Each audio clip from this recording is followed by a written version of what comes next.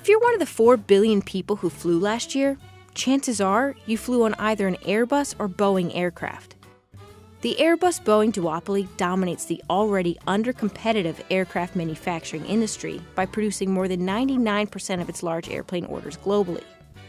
Become one of the most efficient duopolies ever in the history of manufacturing. Are smaller competitors finally giving them a run for their money, or are they just getting scooped up?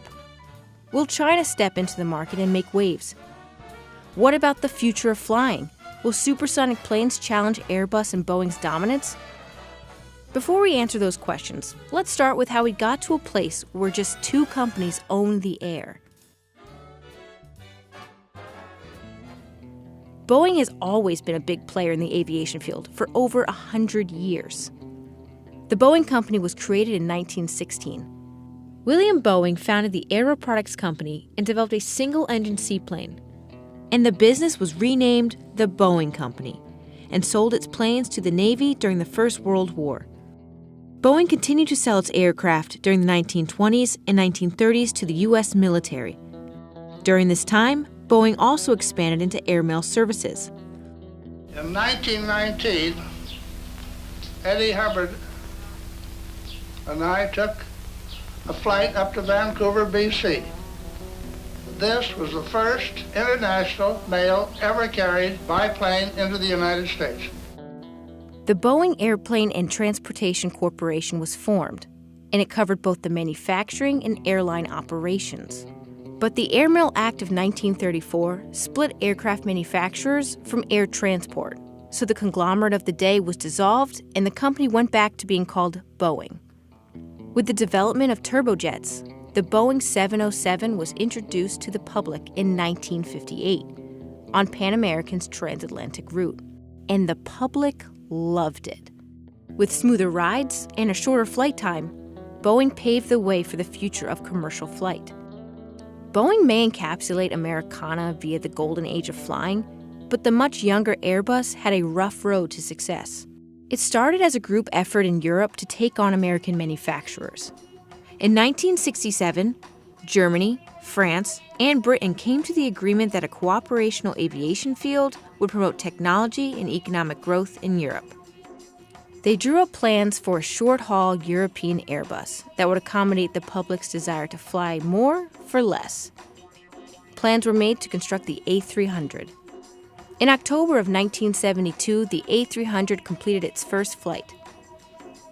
But Airbus leaders had an uphill battle ahead of them, convincing the world they created the most innovative aircraft. By 1984, Airbus received 411 orders and had 282 aircraft in active service. The persistence paid off in the long run because in 2018, Airbus delivered 800 planes, 11% growth from the year before. And Boeing's business is thriving as well. In 2018, the company set the record for the most airplane deliveries with 806 commercial jets, 5.6% growth from 2017. And the stocks have reflected the company's dominance. Both Airbus and Boeing stocks have significantly outperformed the S&P 500 over the last 10 years. How can you tell these planes apart? Boeing and Airbus have subtle differences. For instance, the cockpit of a Boeing 737 has a yoke control, whereas an Airbus A320 does not. That's just one of the many ways these companies diverge in their manufacturing. Most are only felt by the crew and travelers with a keen eye. How do airlines decide which company to buy from? Think of it like going to a car dealership and choosing between a Chevy and a Ford. Both are supposed to get you to your destination, but which one has a better deal? And what does the existing fleet look like? For example, Spirit and Frontier operate only Airbus, while Southwest is an all-Boeing fleet. It's hard for low-cost operations like these to switch, but legacy airlines usually have a mix of both. So what does it take for companies like Airbus and Boeing to control the airline industry? Well, building these airplanes isn't cheap. To be a real competitor, aviation companies must have the money to spend. The barriers to entry in this business are huge in terms of capital requirements, in terms of technology, experience, customer support, customer finance, all of these things. A single plane can run up millions of dollars in construction fees. Boeing is currently working on a new series of airplanes called the 777X. A single 7779 has a list price of $388.7 million. That's because there are hundreds of thousands of components to an airplane. A Boeing 747 alone is made up of 6 million parts. But materials aren't the only thing that costs aviation companies big. Safety comes with a hefty price tag. It is definitely a well-regulated industry. I don't think there's any question about that. I actually view much, not all, but I view much of that regulation as a historical partnership that has actually served the industry quite well. I mean, if you consider that airlines today, aviation globally, carries 3 billion passengers a year with a B, and most years kills fewer than 500 of them, some years none, that's a pretty extraordinary record. And reaching that level of safety requires a great expense. And these massive companies have plenty of money. And at least for Boeing, a lot of it comes from the government. It was the second largest government contractor in 2017, behind only Lockheed Martin, bringing in more than $23 billion. It also spends big to keep its close relationship with Washington. The company has spent more on lobbying than any other company in the United States, other than General Electric, from 1998 to 2018, according to Open Secrets, $270 million. The acting Secretary of Defense at the beginning of 2019 is a former Boeing executive that led the 787 Dreamliner program, and the acting administrator of the Federal Aviation Administration, or the FAA, used to work for an airline manufacturing industry group. Responding to a question about its lobbying power, Boeing told CNBC this: "As the nation's largest exporter and a leading producer of both commercial and defense aerospace products, there are a number of significant policy issues at the federal, state, and local levels with the potential to impact our business, our diverse workforce, and our supply chain. Our team is focused on telling Boeing's story and supporting policies that advance the aviation industry and U.S. manufacturing in the communities where we live and work." The company's entrenched position has a real-world impact. When Delta ordered planes from the Canadian company Bombardier in 2016, the company fought hard, arguing the smaller competitor could only sell them at such a low price due to Canadian subsidies. The Trump administration originally sided with Boeing, putting tariffs on the planes. But Boeing ended up losing the battle when the U.S. International Trade Commission ruled in Bombardier's favor at the beginning of 2018. The battle showed how hard it has become for smaller companies to break into the market. Which brings us exactly to that. Where is the competition? Airbus and Boeing may command domestic and international airspace, but for regional flights, the Canadian company Bombardier and the Brazilian company Embraer control the market. Or at least they used to. The overhead for the aviation manufacturing business can be crushing, and regional aircraft manufacturers like Bombardier couldn't shoulder the costs. Bombardier of Canada had the best hope of getting in, but they simply ran out of cash. And this year, their jetliner was basically absorbed by Airbus. It's now the Airbus A220 rather than the Bombardier C Series. In 2017, Airbus announced it would acquire a majority stake in Bombardier's C Series. Airbus rebranded the series as the new A220 and sold 120 former C Series jets to U.S. airline companies in 2018. Airbus will begin building the aircraft later this month. And let's not forget about Brazilian aircraft company Embraer, the other regional jet manufacturer. Boeing just bought 80% of Embraer's commercial aviation business for a whopping $4.2 billion. The Brazilian government approved the deal in January, and both companies announced that they expect to get all the remaining approvals before 2020. The reality was that these smaller companies weren't really competing anyway. In 2016, regional aircraft deliveries were less than 7% of the airplane market by value. Other countries like Russia and China have also been trying to become prominent players in the aircraft manufacturing industry, but so far, both countries have been unable to make a dent in the private sector. You know, they could flip a switch and they'd be great at it. The frustrating thing about China is that The only possible thing they could do wrong is exactly what they're doing. They've got the biggest market in the world. They've got unlimited talent, unlimited resources. They should be great at this.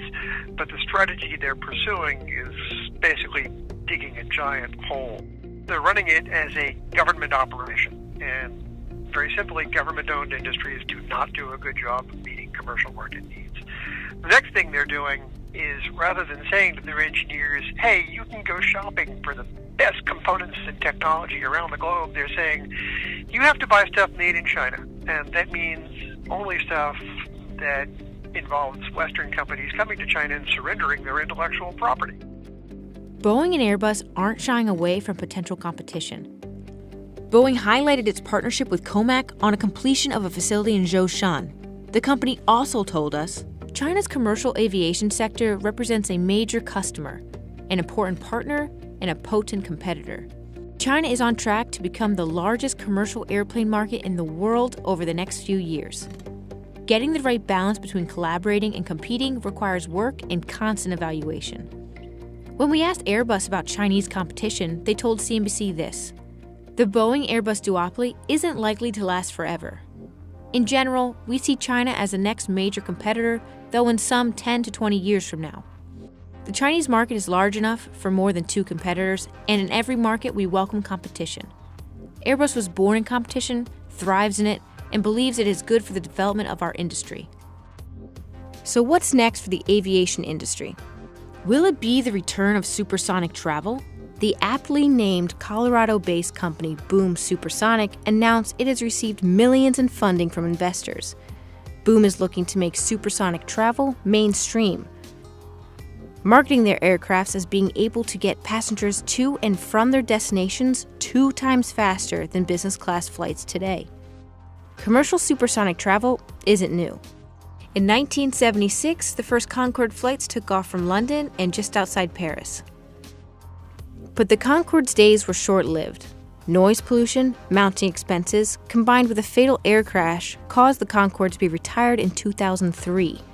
But there are many barriers standing in the way of creating supersonic commercial travel. The first being, it's illegal. They would have to demonstrate that these are usable over land, and at present it's not legal to operate supersonically over land masses, at least in the U.S. NASA has been testing so-called quiet boom aircraft. In fact, they're testing them right now in the Gulf of Mexico, and people of Galveston, Texas are the test flight dummies, I guess, to see whether they notice the booms. It remains to be seen whether those theoretical designs can be put into practice. But the big question is, can supersonic travel be economically feasible? Will they be willing to pay 5 times as much for the aircraft and their operating costs in order to go, let's say, twice as fast? Because the fuel bill basically piles up. We're now flying slower than we did in the 1970s and 80s. But on the other hand, there's an economic reason for that. It's not just civilian companies developing supersonic travel. Lockheed Martin announced plans to build a supersonic aircraft that could change commercial travel. Lockheed Martin is partnering with NASA to develop the X-59 QSST. This aircraft is designed to have a cruising altitude of 55,000 feet and a terminal speed of 940 miles per hour. And forget that super alarming sonic boom. According to the Lockheed Martin Skunk Works team, the plane would create a sound no louder than the slamming of a car door. But the development is still in its beta stages. As for Boeing and Airbus, both companies told us supersonic and hypersonic travel is on their radars, and that they are committed to pursuing multiple innovative technologies moving forward. The future of the aviation manufacturing business remains unclear. But one thing is clear. The multi-billion-dollar industry will continue to grow as millions more people around the world enter the middle class. The International Air Transport Association expects the number of air travelers to double to 8.2 billion by 2037. And Airbus and Boeing are poised to take advantage of those soaring trends.